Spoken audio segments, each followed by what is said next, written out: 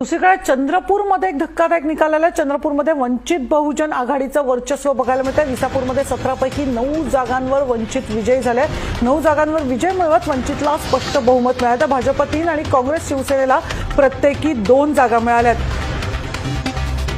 ते धक्कादायक असा निकाल बघायला मिळतो। वंचित बहुजन आघाडीने वर्चस्व गाजवलेलं आहे। चंद्रपूरमध्ये 17 पैकी 9 जागांवर वंचित बहुजन आघाडी विजयी झाले, तर 9 जागांवर विजय मिळवत वंचितला स्पष्ट बहुमत मिळालं। तर भाजप 3, काँग्रेस आणि शिवसेनेला प्रत्येकी 2 जागा मिळाल्या।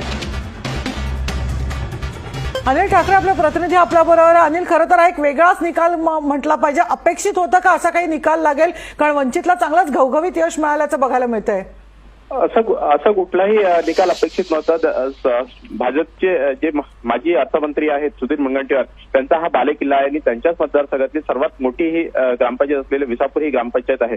त्यामध्ये अशा पद्धतीने निकाल लागेल असं कुणालाही वाटलेलं नव्हतं, कारण की भाजपचे जे सुधीर मुनगंटीवार यांनी बऱ्यापैकी त्या गावामध्ये विकास केलेला होता। त्यात स्टेडियम असो किंवा ग्रामपंचायतला जे काही अनुसरण होते किंवा ज्या काही मूलभूत सुख सुविधा होत्या त्या पूर्णपणे त्यांनी तिथे पुरवलेल्या होत्या, तरी देखील अशा पद्धतीने निकाल लागेल असं कधीही वाटलेलं नव्हतं। निश्चितच कशा प्रकारच्या प्रतिक्रिया उमटतायत आपण बघतोय, कारण दुसरीकडे आपण बघतोय शिवसेनेला भाजपला खूप मोठा धक्का मानला जातोय।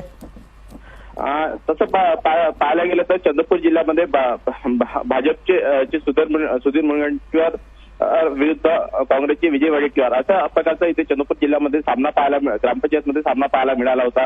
त्यामुळे बऱ्यापैकी भाजपचा बालेकिल्ला असलेल्या भद्रावती बल्लारपूर तालुक्यात जरी कमी निकाल लागलेला असेल भाजपच्या वतीने, पण मात्र कोमुरनाथ असो किंवा मूल तालुका असो यामध्ये आपण वंचितला घवघवीत यश मिळाल्यामुळे सगळीकडे आश्चर्य मात्र व्यक्त केलं जातं। धन्यवाद या सगळ्या माहितीबद्दल।